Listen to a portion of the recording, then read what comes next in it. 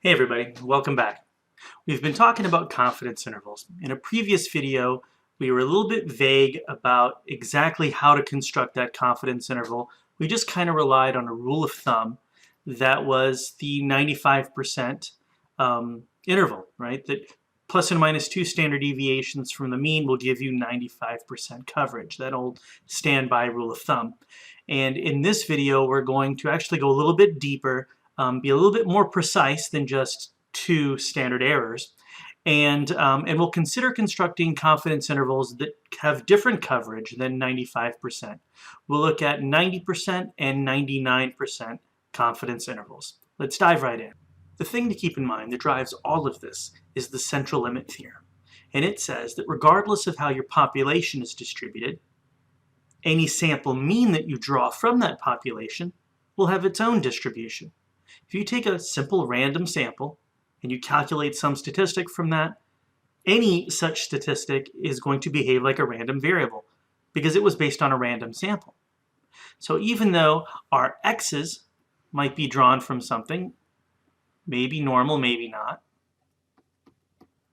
if we take random samples and you look at the distribution of all those possible random samples, like let's say you took a random sample and you calculated the mean, those means will have their own distributions. They're going to be centered over the mean of the x's. So in other words, the average of all the possible x bars is equal to the population mean mu, but the standard deviations are different. If this standard deviation is sigma, and sometimes we might emphasize that it's the standard deviation of x, the standard deviation of this guy is going to be the standard deviation of the parent population divided by the square root of n.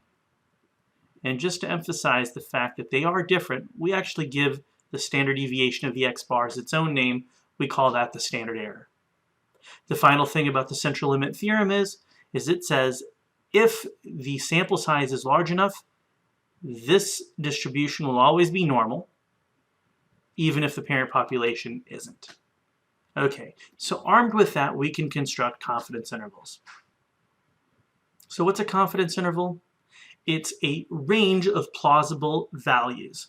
And we can actually assign a particular degree of confidence that the interval that we constructed, or technically actually the process by which we constructed an interval, will contain the true population mean a certain percent of the time. Now, it's up to you how confident you want to make your proclamations about the sample mean.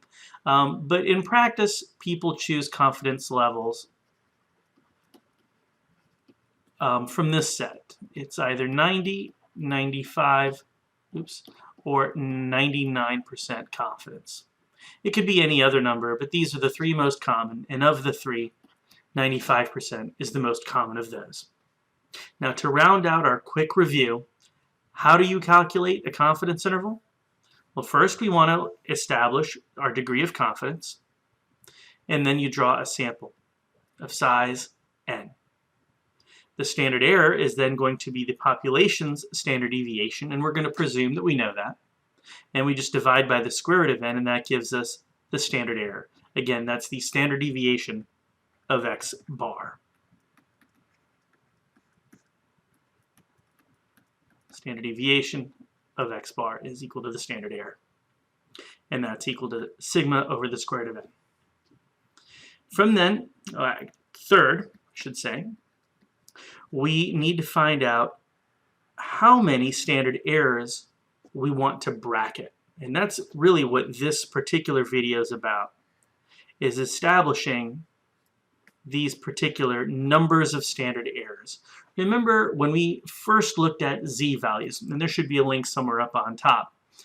Z-values tell you how many standard deviations away from the mean you are. And a confidence interval really is, here's our mean, and then we're going a certain number of standard deviations.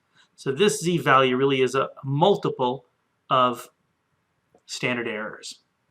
So we want to really focus then on what is the particular z-value associated with a particular confidence level probability. So it's easiest to do this by way of example. Let's say you have a survey. You asked 81 people in a particular neighborhood what their monthly household income was. And the average for this particular neighborhood was $10,000. And we know that the population standard deviation from this neighborhood was 1,000. So we have a population standard deviation and a sample average of 10,000. And now we want to construct a 90% confidence interval for the average. How would we do that? So here's our clean slate with all of our information repeated. We're taking a sample of size 81. Our sample average was 10,000. Our population standard deviation was 1,000. And we want to construct a confidence interval for this mean. The general procedure then is to start off with the mean and then add and subtract a margin of error. And our big question then is, how do you calculate that margin of error? Well, it's going to be a certain multiple, a certain quantity of standard errors from the mean. You know that if you're going to do 95%, it would be 2 standard errors from the mean. But now we want 90%, not a 95% interval. So we need to pay extra special attention to how many standard errors away from the mean we need to be. So let's just review then. If we were looking at a standard normal table, a standard normal distribution, in other words, we were looking at the distribution of z's. Distributed normal 0, 1. The fact that their standard deviation is 1 means that, well, if we had a z value of 1, this is technically 1 standard deviation away from its mean of 0. And likewise, 2 is 2 standard deviations away from 0. So z's have this nice property that their value can be interpreted as the number of standard deviations away from 0. And that's exactly what we're trying to figure out here, is how many standard deviations away do we need to be to get a 90% coverage. In other words, we need to find some value of z above and below that gives us 90%. So we want 90% coverage. So what is this particular value of z? We'll call that z upper. And there's another one on this side, z lower. The fact that they're symmetric around 0 really means that z lower is just a negative sign times this guy. Right? So if this was 2, this would be -2 or something like that. All right, so now we know that what we want is to find z upper and z lower so that between these two things we have 90% coverage. Now if 90% is in between these two lines, that means that 10% is left over. Now it's got to be split up equally between this side and this side. So we're splitting 10% in half, and 5% goes here, and 5% goes here. Now we're finally in a position to start using Excel. We want to know what value of z is such that the probability to the left of z accounts for a certain percentage. But it's not 90% anymore because we got to include this percent as well. So what value of z is such that the probability to the left of that gives us 95%. Or just to beat the dead horse, what value here of z is such that the probability that z is less than that value gives us 95%. 90 for this range and then 5 for the rest. So we can open up Excel and quickly have it calculate us what that particular value is. Let's go do that right now. Okay, so how do we calculate what particular value of z gives us a left tail probability of 95%? What we're doing then is we're giving Excel the probability. We want to know the value of z that gives us that probability. So this is an inverse calculation. We start out all our formulas with a 0, and we're drawing from a standard normal. So this is norm dot S for standard normal, dot INV for the inverse calculation. Open up your parentheses, and then Excel prompts us, just give us the probability, and Excel will give you the Z.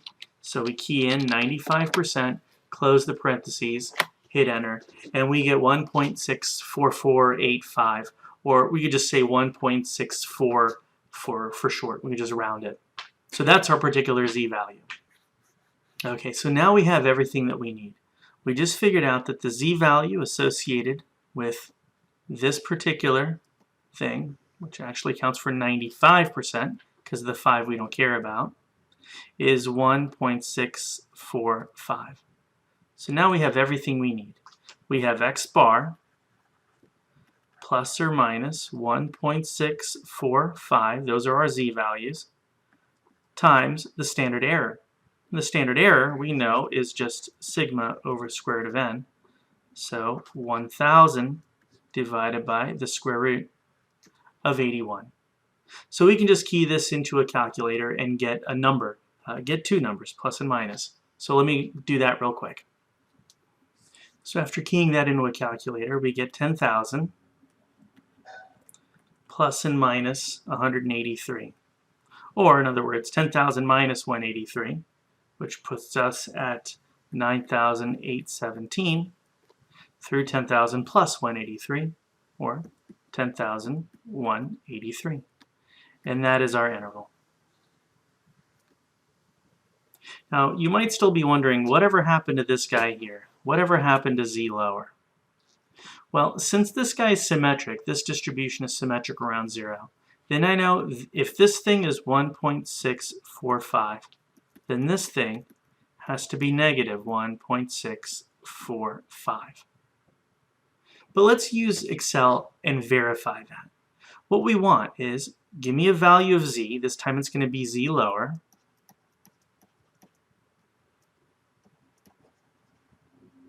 so find this for me, such that the probability to the left of that is how much? It's a 5%. So that's what we want to calculate in Excel, just to verify that we should get negative 1.645. Let's do that real quick as well.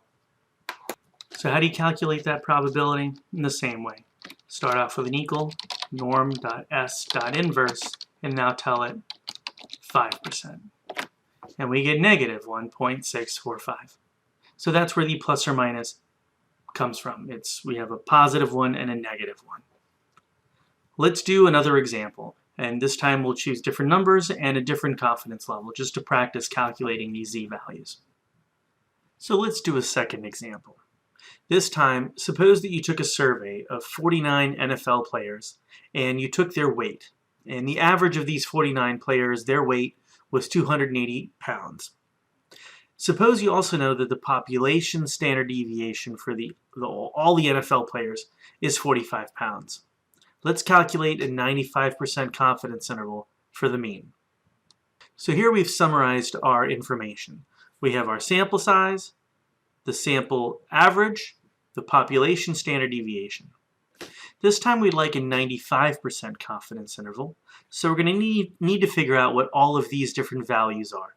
We need to plug in x bar. Most importantly, we need to figure out what Z multiple to use here to know how many plus and minus, how many standard errors we need to add and subtract.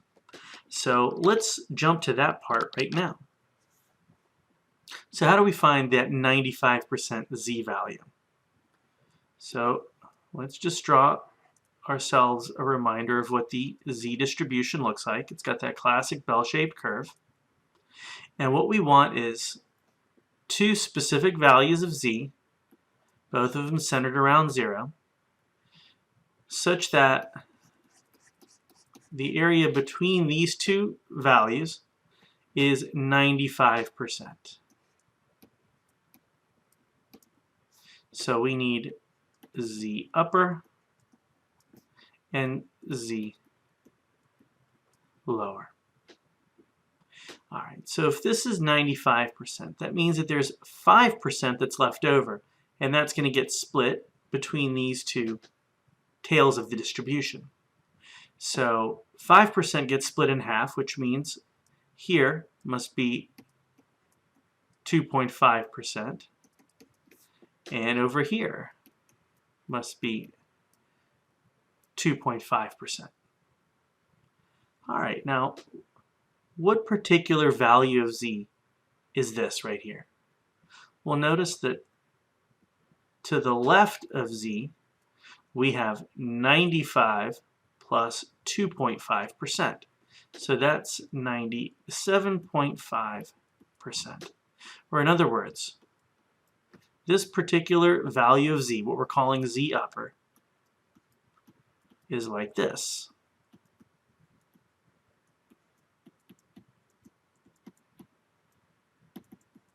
So we need to find this particular value of z such that the area to the left of it is 97.5%. If we find that, well then symmetrically we know what z lower is going to be, and so we have our plus and minus z multiples. So let's turn over to Excel and see what particular value of z upper gives me 97.5 as my left tail probability. We'll switch over right now. So how do we find the value of z, this particular value, such that the left tail probability is 97.5? So we're specifying the probability, we need the z value. So that's an inverse calculation. So norm, because we're pulling from a normal, norm S, because we're pulling from actually a particular normal, the standard normal. This is an inverse calculation because we provide the probability. Excel is going to give us the z value.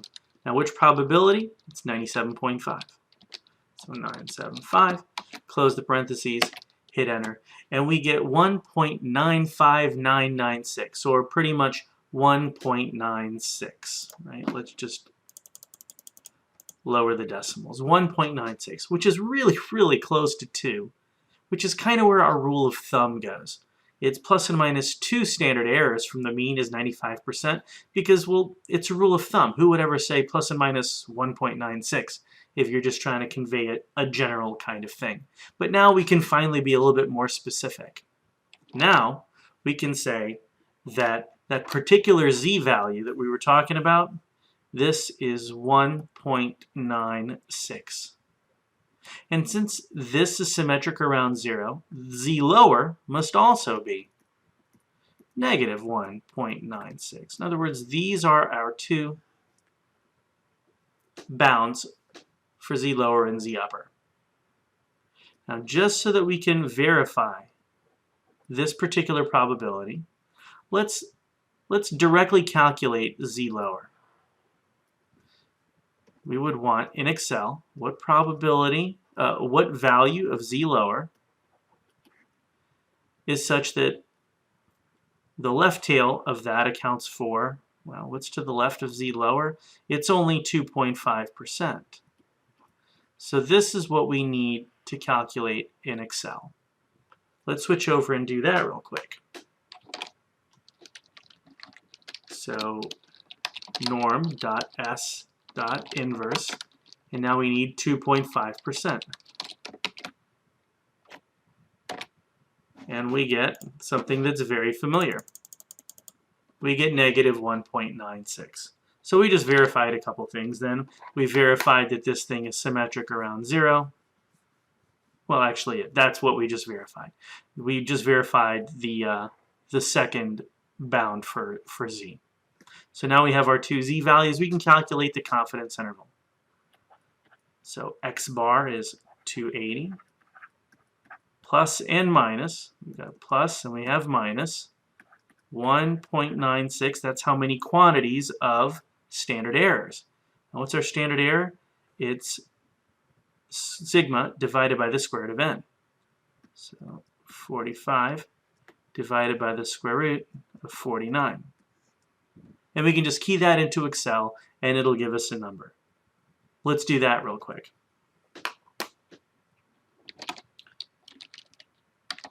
So we had 280 minus 1.96 times something times 45 divided by the square root of 49.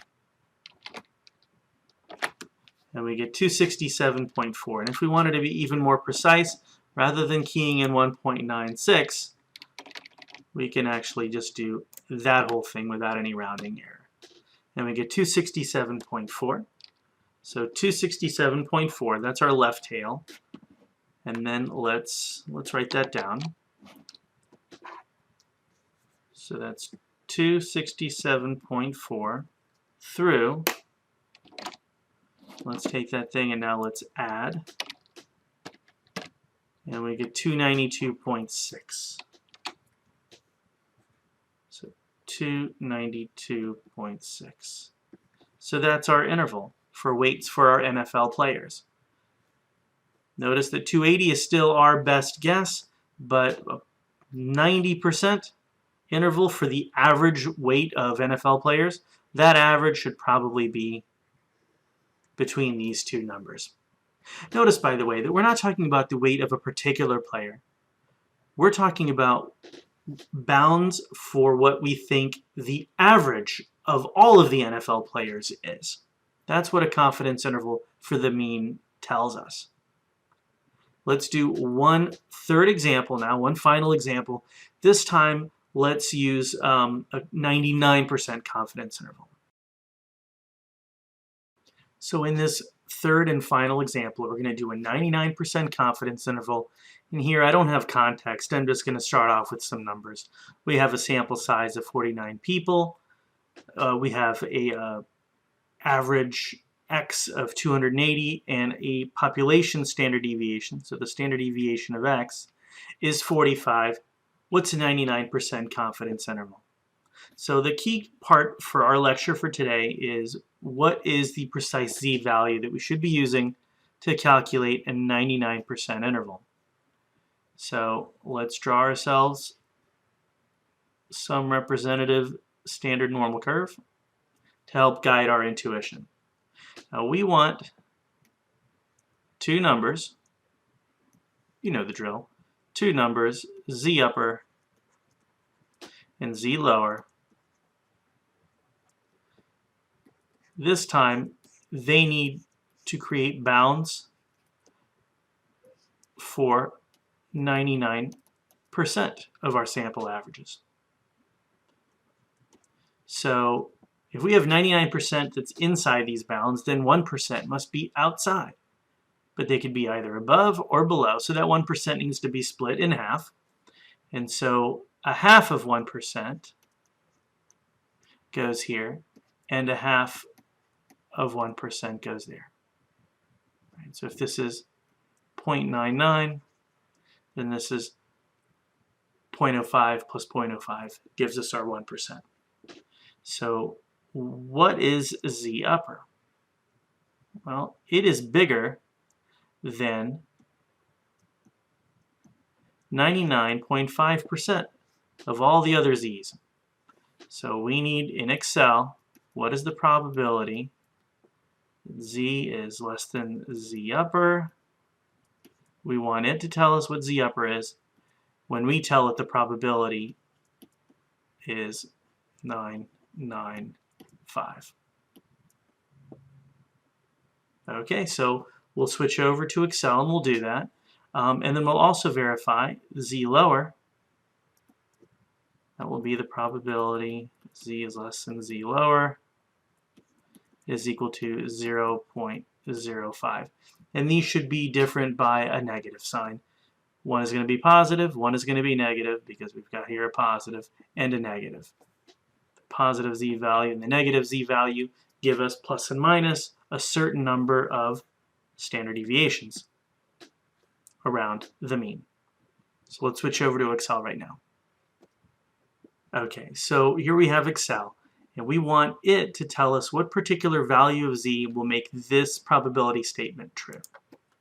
So norm S inverse, because we're doing an inverse calculation from a standard normal, we just need to key in the probability. And we get 2.575. And if we do the lower one, we should get negative of that. So norm S inverse 0.005, and we get negative 2.575. So let's call that 2.58. Let's switch back to our slides. So 2.58 was z upper, and z lower was negative 2.58. So how do you calculate that confidence interval? It's x bar plus and minus 2.58 number of standard errors around this mean. Standard errors are parent standard deviation divided by the square root of the sample size.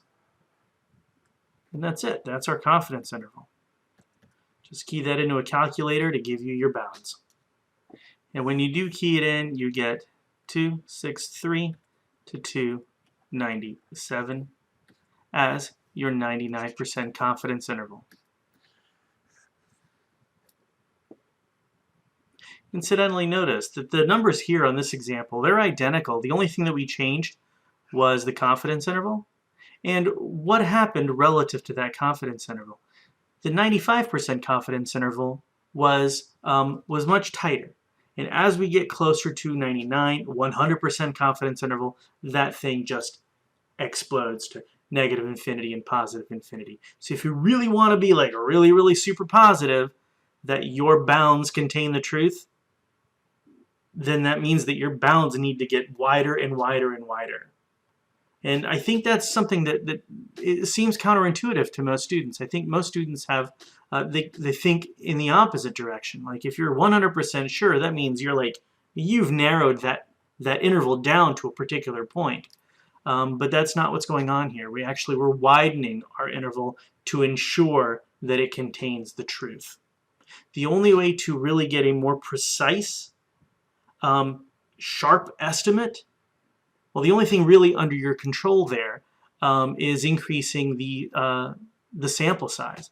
So if you were to, rather than taking square root of 49, if you were taking the square root of 400, then this entire fraction would be smaller. So you'd be adding and subtracting a much smaller number. So maybe your interval would be, 282 to, 278 or something like that. But if you're stuck with a particular sample and a particular sample size, then the only way you can increase your confidence is by widening that interval. So be sure not to let that trip you up.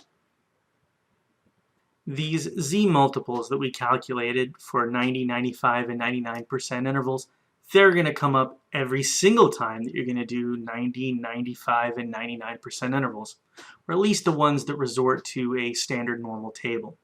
So since they come up over and over again, it probably bears repeating and memorizing on your part.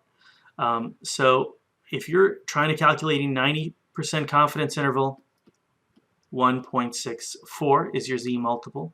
For a 95% confidence interval, we're not going to use 2 anymore. We're going to be more precise and say 1.96.